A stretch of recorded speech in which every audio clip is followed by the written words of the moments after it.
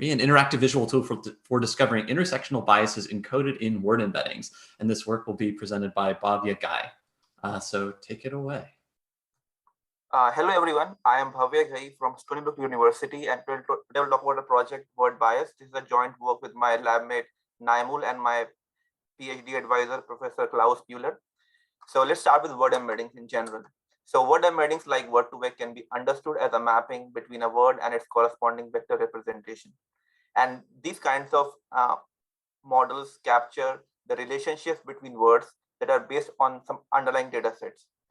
Such word embedding models are trained over huge corpuses of text, let's say Twitter or Wikipedia or books, etc. And then they are used for multiple downstream applications, say sentiment analysis, machine translation, and many other applications. Word embeddings have the potential to directly impact multiple downstream applications. They can be used to bootstrap almost any NLP application. So if there is something wrong going on with the word embeddings, it can seriously impact multiple downstream applications. Recent studies have shown that word embeddings can learn and exhibit biases based on race, based on gender, ethnicity, etc., which were encoded in the training data set. Biases in word embeddings are manifested as stereotypes or undesirable associations between words. For example, it has been found that males are disproportionately linked with career and maths, while females are linked with family and arts. Existing literature primarily focuses on individual bias types, let's say based on gender or race or age. However, in the real world, an individual might face compound discrimination due to their affiliation with multiple social categorizations based on gender, race, religion, etc. For example, a Black Muslim lady might face discrimination because of a race, religion, and gender all at the same time. Quantifying a complex sociological concept like intersectionality is a difficult task. Word bias considers a word to be associated with an intersectional group, say Christian males, if it strongly associates with each of its constituting subgroups, that is Christians and males. This is a narrower definition of intersectionality, but quantifying it exactly is a matter of further research. The point is that we need to focus on biases against intersectional groups and not just against commonly known bias types. For the first step towards tackling a bias is to identify. So in this work, our focus is to identify a bias against different intersectional groups. So how do we quantify a bias? In our work, we have used a metric called relative norm difference. So let's imagine the word embedding space, which has a subspace which consists of female-oriented words. Let's say words like she, her, herself, mother, etc. And then there can be other subspace which has words which are male-oriented. Let's say he, him, himself, etc. Now what we do is we just take the average of these words to get a representative vector for that group. So here the vectors G1 represent females and G2 represent males. Now for any word in this word embedding space, you simply calculate the distance between that word and G1 and G2. For example, in this case, we see that there's a word nurse, which has a smaller distance to G1 than compared to G2. This shows that the word nurse has an inclination towards females than compared to males as per this word embedding. Ideally, the word should be equidistant from both of these vectors. And in our particular work, we will compute such bias scores for multiple kinds of biases, and then we will show them in a visual interface. So there are 4 design goals we're looking after in our particular work. First is word association. So given a word, let's say priest, our tool should help identify the different subgroups that the word priest is linked to. For example, it can be males, Christianity, old age, whatever. Similarly, given a subgroup, or let's say males or females or Black Muslim females, any group, our tool should help identify the different words that are strongly associated with each of these groups as per the word embedding. Next, as we just saw previously, that we do not want to just cater to some well-known biases. Our tool should also help work with underreported biases, let's say based on physical appearance or political leanings, or even any other user-defined bias type. And lastly, as we know that word embeddings have thousands or even millions of unique tokens, so we should have our tool which can withstand large volumes of text, both at the front end and at the back end. Now let's take a look at the tool itself, its different functionalities. How does it work? I'll give you a brief demonstration of that using a video. This is the visual interface of word bias. Here each axis represents a particular sensitive attribute like gender, religion, race, age, etc. And either side of each axis encodes a particular subgroup. For example, the gender axis has female subgroup at the top and male subgroup at the bottom. Similarly, we have Islam here at the top and Christianity at the bottom. And each of these blue lines here represents a particular word. We can simply hover over any word to see how it associates with different subgroups. For example, here the word nuns has strong association with female, Christianity, white race, old age, and poor economic subgroups. If a word is not present on the word axis, we can simply go over here on the search box and we can search for a word that we want to see. So let's say we search for the word corrupt and we can simply click on the word and then the word appears on the word axis. Here you can see that the word corrupt has a strong male, black, and poor subgroup orientation. Now let's say we want to visualize the different sets of words. So what we can do is we can go over here on this histogram and we can select different words by brushing over the x-axis here. We can even go on and we can select all the words that are there in this tool. And now let's say we want to figure out which words are associated with the intersectional group black, young, poor. We can simply go over their respective ends and brush over these subgroups.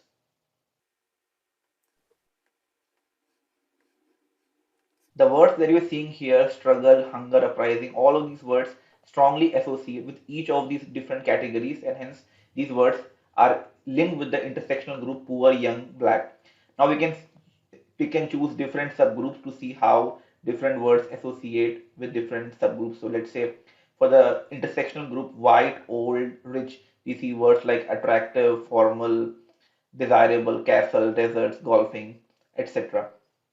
Apart from the default set of axes, our tool provides the flexibility to add any new user-defined bias type. We can come over here and let's say we try to define a new axis titled weight and it has two subgroups, let's say thin and heavy, and then we write down a set of words which define each of these subgroups. We click on add axes. And here we go, we have this new axis, right, as we intended. Okay, so I hope this demonstration gives you some idea of how the tool actually works. I will recommend you to read the paper for much more details on how this actually works. There are a lot of things that I cannot share in this limited time frame, but that's I think a good start. So what we did was we tried playing with this tool over multiple intersectional subgroups, and we on the word-to-vec word embedding model trained over Google News dataset. And some of the striking associations that we found are listed in this table. So we can find that here, let's say the intersectional group Black Muslim males have words like gun, assassination, bullets, brides, all these kinds of words linked to it.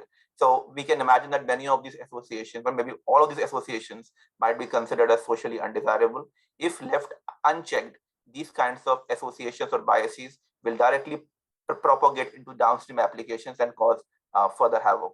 So it is important to first audit a word embedding and fix its biases before using it for any downstream application.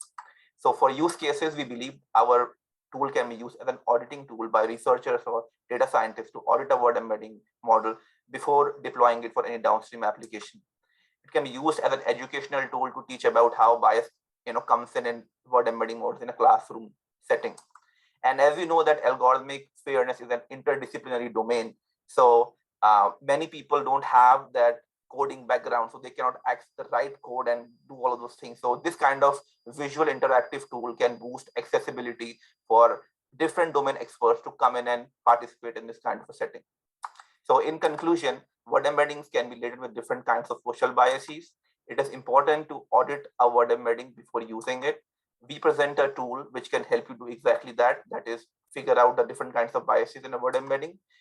We showed our findings based on word-to-vec embedding trained on Google News dataset. And for the future, we look forward to support contextualized word embeddings such as BERT or embeddings trained over different languages, say Hindi, German, other languages, and also include much more sophisticated fairness metrics that can better capture the multipolar world. And I will highly recommend you guys to go in and check this GitHub page where you can access the paper, the code, and also the live demo. You can play with the live demo right now if you want to by going on this link.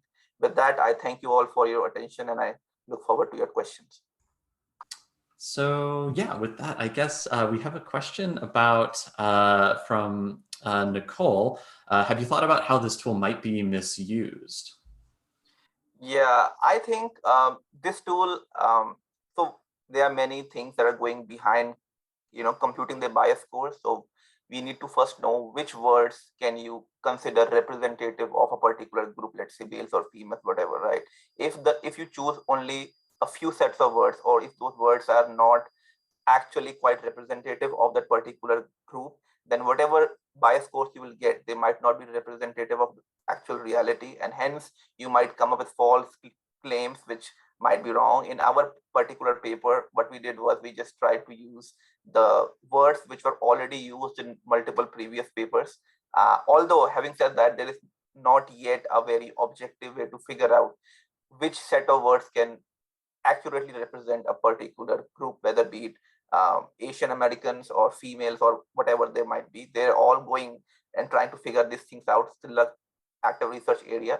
But that is one thing that I can see might be a possible thing where you just use this tool with different sets of words, and then you come up with false claims about the word embedding itself. Great. And then we have one more anonymous a question from an anonymous attendee. I didn't even know you could do that in Zoom. I like that. Can you load your own word embedding models into the application?